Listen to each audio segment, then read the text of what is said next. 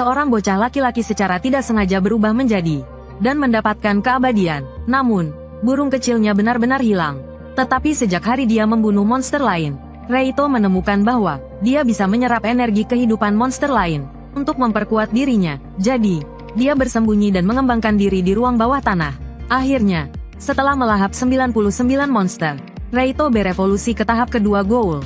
Meskipun bentuk ini sangat jelek, setidaknya dia mendapatkan otot kembali. Dengan standar evolusi ini, Reito berpikir dia bisa menumbuhkan Kun kembali. Kun juga sangat diharapkan. Setelah berevolusi menjadi Ghoul, baik otot maupun sihirnya meningkat pesat.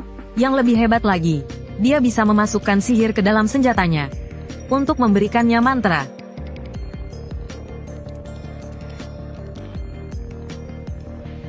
Reito sekarang jauh melampaui dirinya yang dulu sebagai manusia. Tetapi pada hari ini, seorang gadis berambut pirang tiba-tiba masuk ke ruang bawah tanah.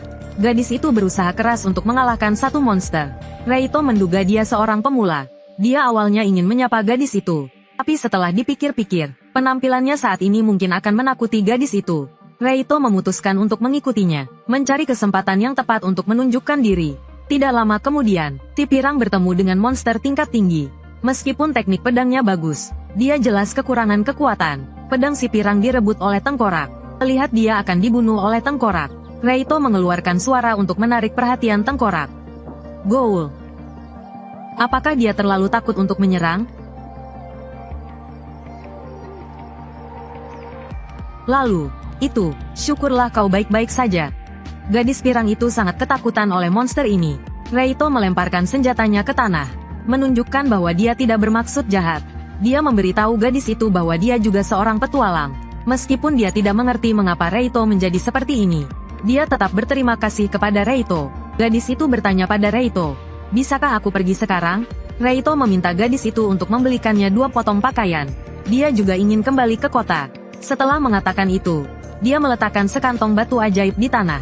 Setelah membeli pakaian, "Uang ini untukmu sebagai ucapan terima kasih." Gadis itu setuju untuk membantunya. Dia menyuruh Reito untuk menunggu dengan sabar.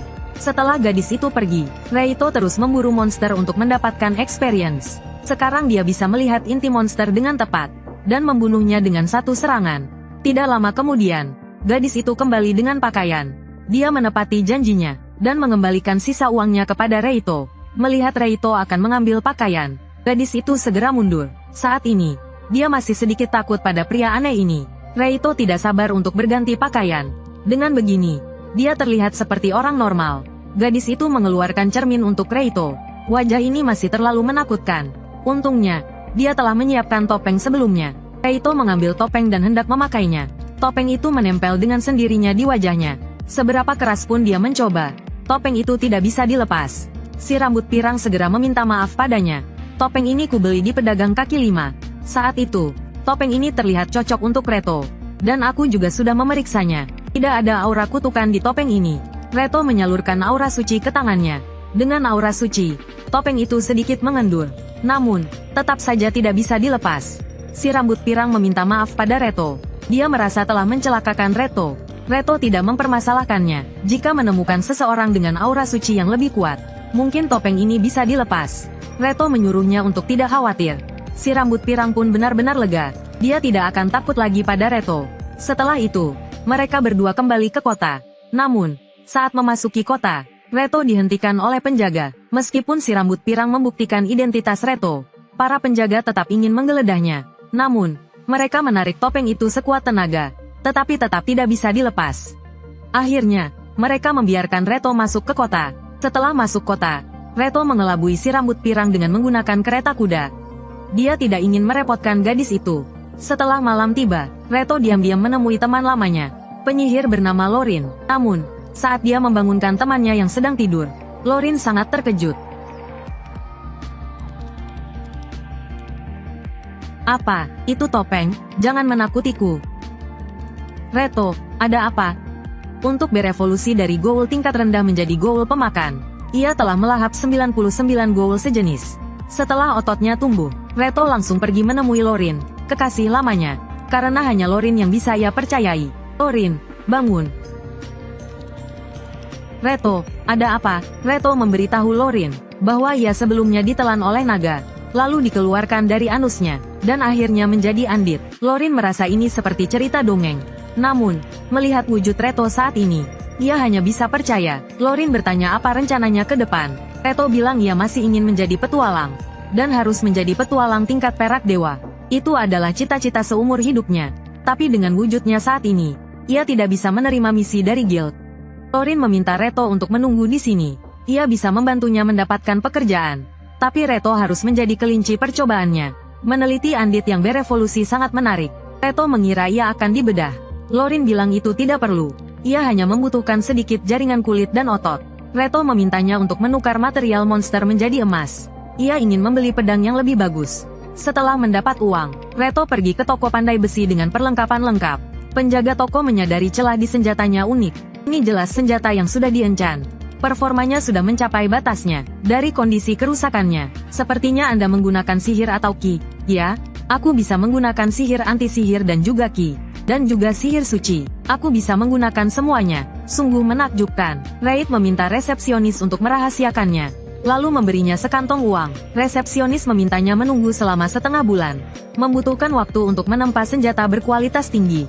Sebelum pergi, pandai besi itu memberi Raid pedang besar sebagai senjata sementara. Mereka juga menyadari bahwa tamu ini memiliki rahasia yang tak terkatakan. Setelah kembali, Raid membuatkan makan malam untuk Lorin. Lorin memintanya untuk makan bersama.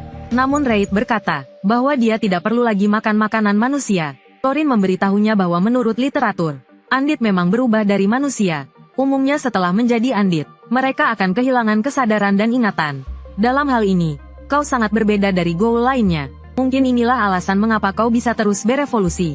Aku juga ingin tahu akan menjadi apa kau selanjutnya. Raid sendiri tidak tahu. Dia hanya berharap bisa menjadi lebih seperti manusia. Alasan Lorin mau mempercayai Raid adalah karena mereka telah berpetualang bersama bertahun-tahun yang lalu. Saat itu Lorin belum sebesar sekarang. Tapi dia memulai debutnya di puncak. Lorin memiliki status penyihir agung yang diakui kekaisaran. Dia bisa langsung disertifikasi sebagai petualang peringkat perak ilahi. Dia tidak peduli dengan peringkat. Dia selalu mengambil misi mengumpulkan tanaman obat. Untuk melindungi Lorin, Guild meminta Raid untuk bergabung dengannya. Saat mengumpulkan tanaman obat, Raid berjaga-jaga di sampingnya. Setiap kali ada bahaya, Raid akan berdiri di depannya, menggunakan bola api.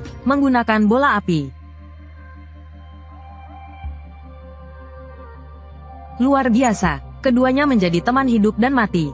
Untuk tujuan ini, dia harus terus berburu monster di dungeon. Setelah Raid tiba di dungeon, dia kebetulan bertemu seorang pria parubaya yang diserang oleh slime raksasa. Raid membunuh slime itu dengan satu tebasan dan menyelamatkan pria itu. Saat pria itu hendak berterima kasih padanya, Raid langsung pergi. Dia tidak ingin terlibat dengan orang lain. Lagi pula di dalam dungeon, petualang mungkin saling menyerang untuk memperebutkan sumber daya. Namun, pria itu menghalanginya lagi. Dia meminta Raid untuk bergabung dengannya. Pria itu berkata dia membutuhkan 15 koin emas untuk menyelamatkan nyawanya. Tetapi dengan kekuatannya sendiri, dia mungkin tidak dapat mencapainya. Raid menyetujui permintaannya. Dia membawa pria itu ke bagian terdalam dungeon. Tempat ini dulunya adalah wilayah naga.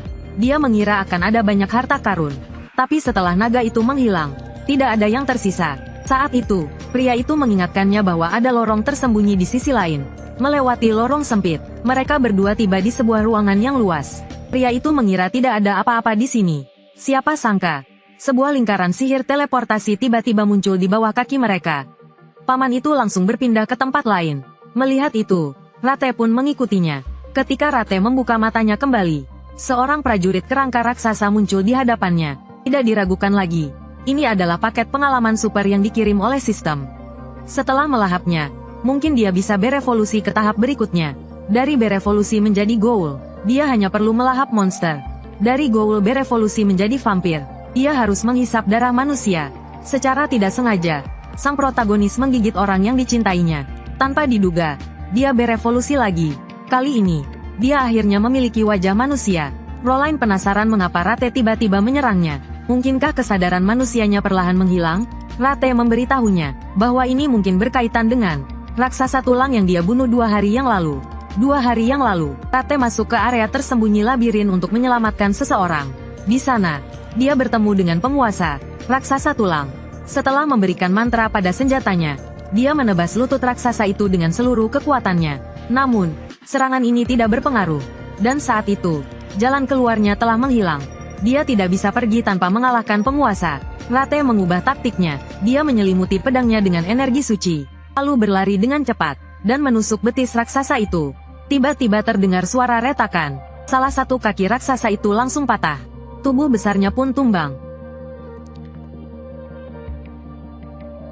Setelah membunuh raksasa itu, Rate menyembuhkan Kun dengan energi suci. Kemudian, dia mengeluarkan batu ajaib seukuran cangkir D. Kun hampir tidak percaya bahwa pria kecil ini bisa membunuh raksasa kerangka. Rate memberikan batu ajaib itu kepada Kun, dan memintanya untuk membantunya berbelanja di toko. Kun merasa tidak pantas menerima hadiah sebesar ini untuk hal sekecil itu. Rate pun menambahkan satu syarat lagi, makan gratis seumur hidup di restoran Kun. Mendengar itu, Kun langsung menangis ketakutan. Kau tidak gila, kan? Mau makan sebanyak apapun, silakan saja. Setelah kesepakatan tercapai, keduanya meninggalkan labirin dan kembali ke kota. Namun, Rate merasa ada yang aneh dengan tubuhnya. Dia sangat menginginkan darah dan daging manusia. Rate pergi ke rumah Roline.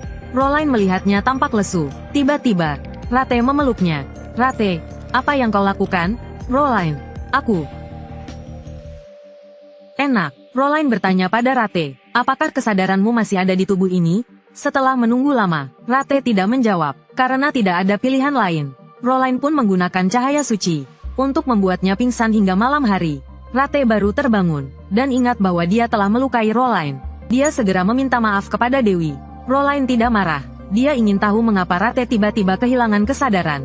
Rate memberitahu Roline, aku hanya merasa kau sangat lezat.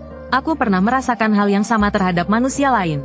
Roline merasa itu wajar. Goul memang menyukai darah dan daging manusia. Roline hendak pergi, tapi Rate memanggilnya kembali. Ia menurunkan baju Roline, dan mendapati lukanya masih ada. Roline memintanya untuk tidak khawatir. Ramuannya sudah habis terjual. Besok ia akan mencari ramuan lagi. Rate meletakkan kedua tangannya di bahu Roline, dan menggunakan seluruh energi sucinya untuk menyembuhkannya. Tak lama, lukanya menghilang sepenuhnya. Roline menyadari Rate juga berbeda dari sebelumnya. Ia tidak hanya berbicara lebih lancar, tetapi topengnya juga berubah bentuk. Sepertinya topeng itu bukan hanya dikutuk. Apakah ia berubah sesuai pikiranmu? Aneh sekali, aku pernah mendengar beberapa pedang ajaib memiliki kesadaran. Roline juga merasa takjub. Jika topeng itu bisa berubah sesuai pikiranmu, mungkin kau bisa mencoba melepaskannya.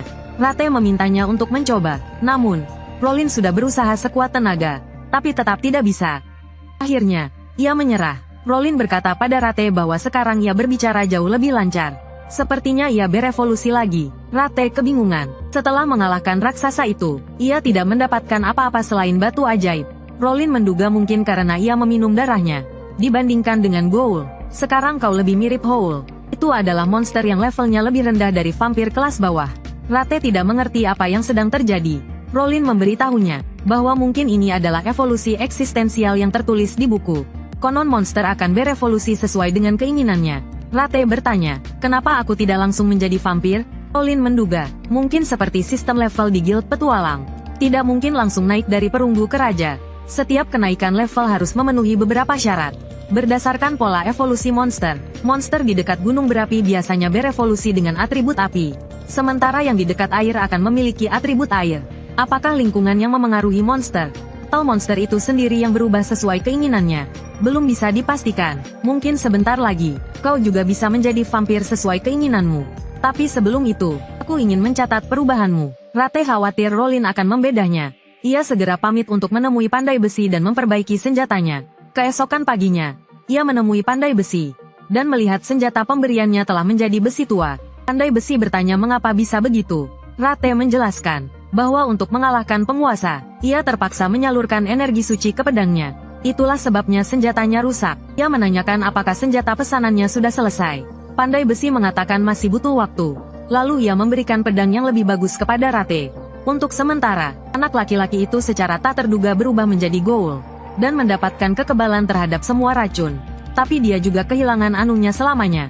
Jadi meskipun mantan kekasihnya bergelantungan di depannya setiap hari dengan payudara besarnya, Rate tidak berdaya. Tapi bagi Lorraine, kondisi Rate sangatlah menarik. Lepas dulu bajumu. Aku ingin mempelajari struktur tubuhmu dengan alat sihirku. Tunggu, lalu biarkan aku memotong sebagian tubuhmu.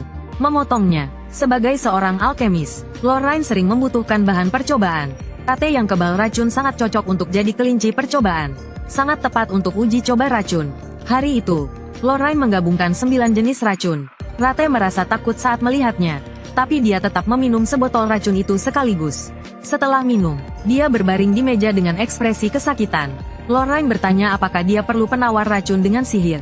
Namun, Rate berkata, rasanya cuma tidak enak saja. Melihat Rate begitu sombong, Lorraine memberinya sebotol ramuan misterius. Racun lagi, coba buka.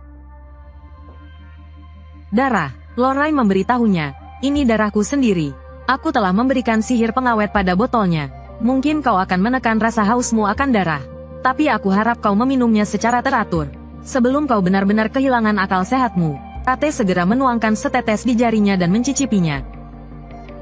Enak, hanya setetes saja, cukup untuk menekannya. Aku akan meminumnya perlahan. Uji coba racun hari ini selesai. Rate berencana untuk mengambil misi di guild. Lorraine mengingatkannya, pergi ke guild dengan penampilan seperti ini pasti akan menimbulkan keributan. Jadi dia menyuruh Rate untuk mengubah identitasnya sebelum mengambil misi. Rate mengikuti saran Lorraine. Dia membuat nama baru untuk dirinya sendiri. Resepsionis agak curiga, tapi akhirnya dia berhasil mengelabui mereka. Rate mendapatkan lencana petualang peringkat besi hitam yang baru, dan tidak sabar untuk berburu monster di ruang bawah tanah dan menyelesaikan misi. Namun, begitu masuk, dia mendengar suara anak-anak di kejauhan. Saat mendekat, ternyata itu adalah 2 petualang pemula. Dia bersembunyi dalam kegelapan dan mengamati mereka bertarung. Meskipun penyembuh dan pendekar pedang adalah pemula, mereka bekerja sama dengan cukup baik. Melawan monster level rendah, tidak masalah. Seperti sebelumnya, dia pasti akan tinggal dan membimbing para pemula. Tapi dengan penampilannya saat ini, lebih baik tidak menampakkan diri. Jadi dia melanjutkan penjelajahannya sendirian ke tempat yang lebih dalam. Rate menggunakan portal untuk sampai ke peta tersembunyi yang belum pernah dijelajahi sebelumnya. Begitu masuk, dia langsung tercengang. Ternyata ada rumah dan barang-barang manusia di sini. Dia hendak mengambil boneka beruang di lantai. Tetapi saat disentuh, boneka beruang itu berubah menjadi debu. Rate mendekati tempat tidur, dan menemukan mayat hidup terbaring di tempat tidur. Saat ia masih bingung, sebuah suara wanita terdengar dari belakangnya. Wanita itu bertanya apa tujuannya datang ke sana. Reito merasa wanita itu bukan orang baik. Ia segera menjawab, saya tetangga sebelah. Saya hanya mengambil barang rongsokan yang tak bertuan. Kau pencuri, ya? Kalau begitu, apa kau siap mati di sini? Jadi, pergilah. Astaga, hanya dengan satu pertemuan, kekebalan tubuhnya hampir hancur. Reito susah payah berdiri. Wanita itu tidak melanjutkan serangannya. Ia tertarik pada tubuh Reito. Ia meminta maaf pada Reito, dan mengatakan bahwa ia telah salah paham. Reito tidak berani marah. Wanita itu melepas jubahnya dan melemparkannya ke depan Reito.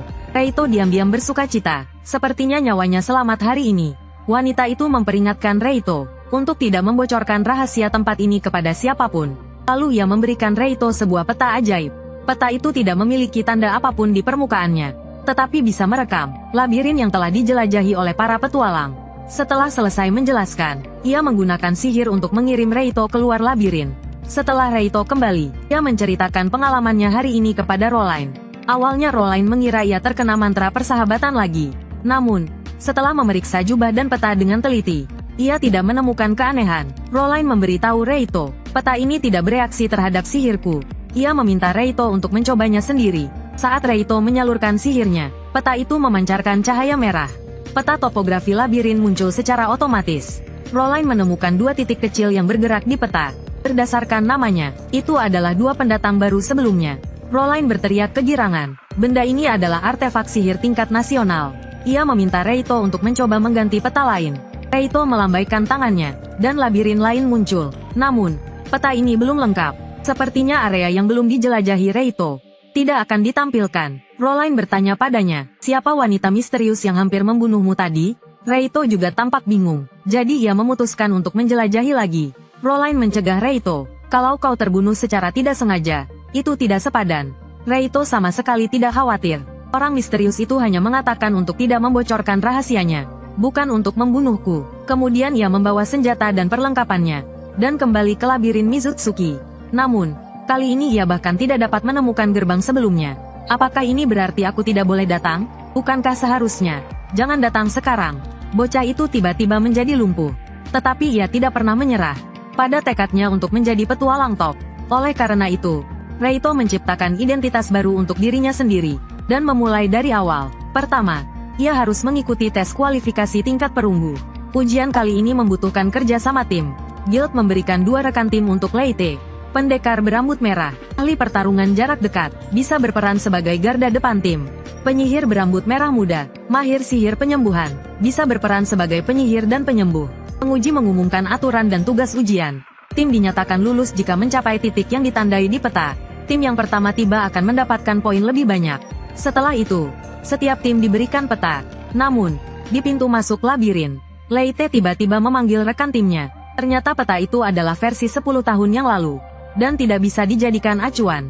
Leyte kemudian pergi ke pedagang di luar labirin untuk membeli peta baru. Setelah dibandingkan, rekan timnya menyadari perbedaannya. Di peta baru, lokasi jebakan dan monster ditandai secara detail. Jelas bahwa ujian kali ini dimaksudkan untuk menguji para pemula. Apakah mereka memiliki ketelitian yang dibutuhkan seorang petualang? Mengikuti petunjuk peta baru, ketiganya menghindari jebakan dan monster, dan baru bertemu monster pertama setelah sekian lama. Itu hanyalah sekelompok kerangka tingkat rendah. Penyihir berambut merah muda dengan cepat mengeluarkan sihir penguatan. Dengan peningkatan kekuatan, pendekar berambut merah membantai kerangka. Dengan beberapa tebasan cepat, Leyte merasa kedua pendatang baru ini memang bagus. Tidak hanya bekerja sama dengan baik, mereka juga mengontrol distribusi mana dengan tepat. Namun, seharusnya tidak ada monster di sini. Leyte maju untuk melihat, dan menemukan sebuah kantong obat di tanah. Sepertinya seseorang sengaja memancing monster ke sini. Leyte memberitahu rekan timnya bahwa ada orang yang menyergap di depan. Kalian hati-hati dan ikuti aku. Seorang pria botak tiba-tiba menyerang dengan pedangnya. Leyte dengan cepat menangkisnya. Hati-hati, masih ada 2 orang lagi. Pendekar berambut merah meminta Leyte untuk menghadapi orang yang menyelinap di belakang. Dia akan menahan pria botak itu.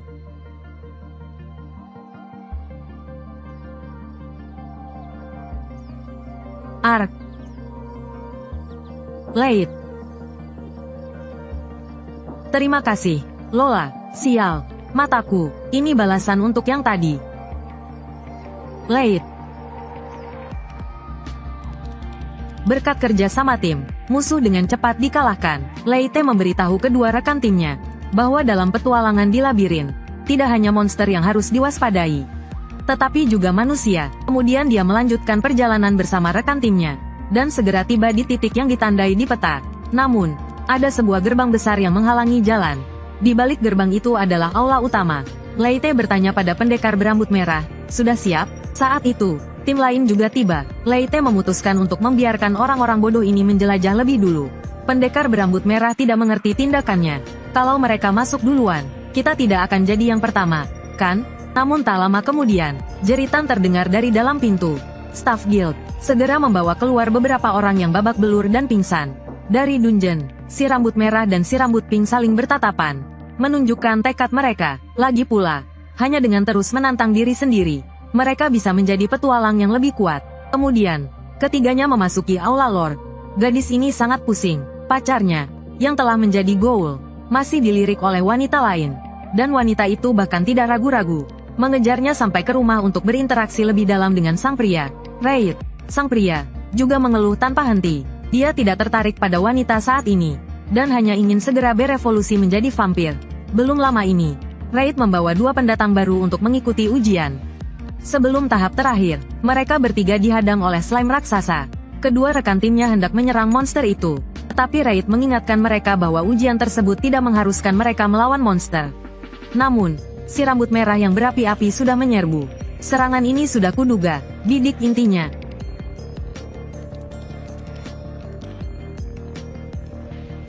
Raid tahu bahwa dengan kekuatan mereka berdua, mereka cukup mampu menghadapi slime raksasa itu. Meskipun mungkin mereka akan sedikit kesulitan melihat si rambut merah dipukul mundur oleh slime. Rola meminta Raid untuk membantu. Setelah Raid bergabung dalam pertarungan, semua tentakel slime terputus. Sihir Rola di belakang juga telah selesai diisi. Api besar.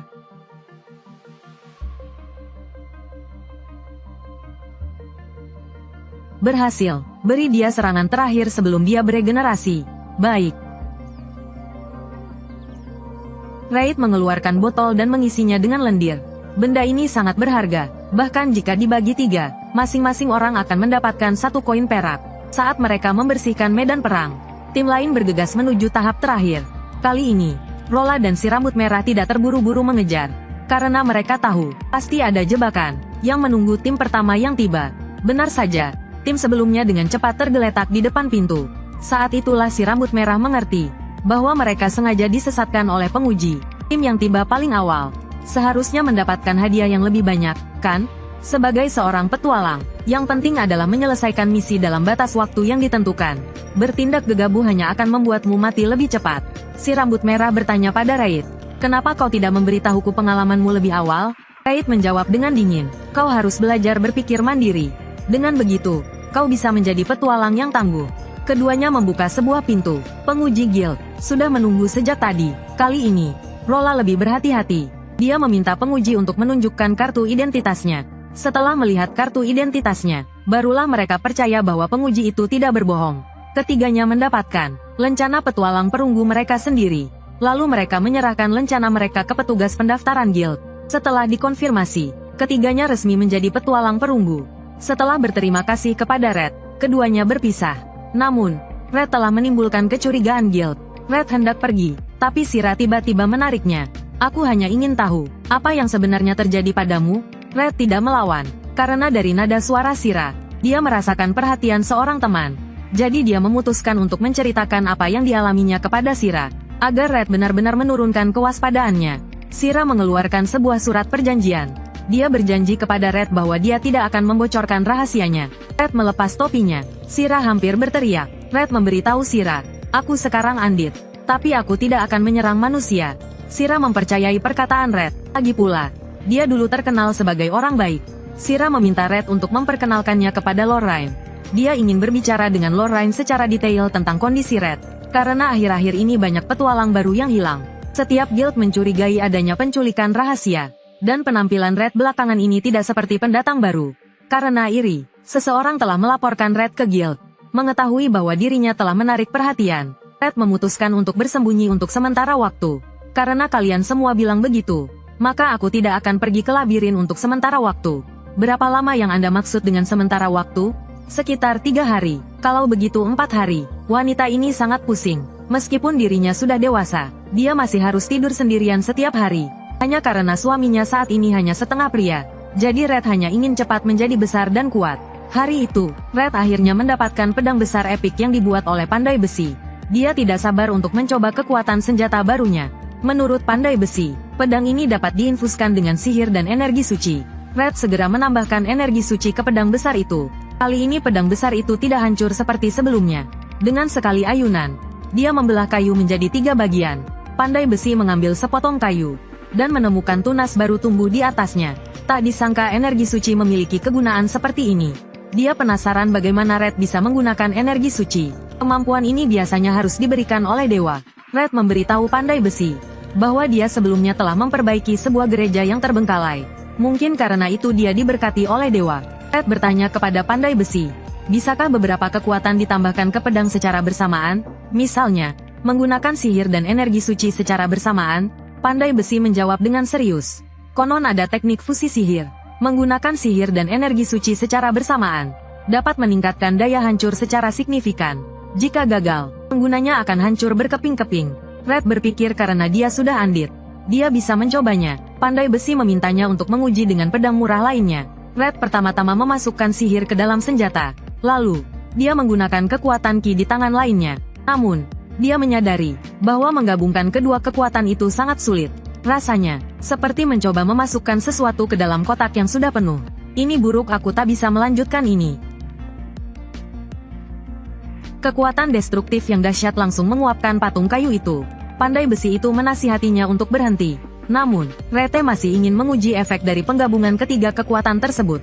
Saat ketiga kekuatan diaktifkan bersamaan, seluruh tubuh Rete memancarkan cahaya kuning yang menyilaukan. Pandai Besi itu mengingatkannya untuk segera berhenti, atau senjatanya tidak akan tahan.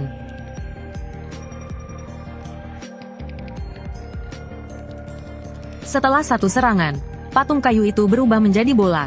Pedang besar itu hancur berkeping-keping. Karena Ki Suci dapat mengembalikan materi ke bentuk aslinya, biasanya tidak bisa diterapkan pada senjata. Pandai Besi itu menyarankan Rete, sebaiknya tidak menggunakan tiga kekuatan sekaligus. Pandai besi itu bertanya apakah dia ingin membuat beberapa pedang cadangan.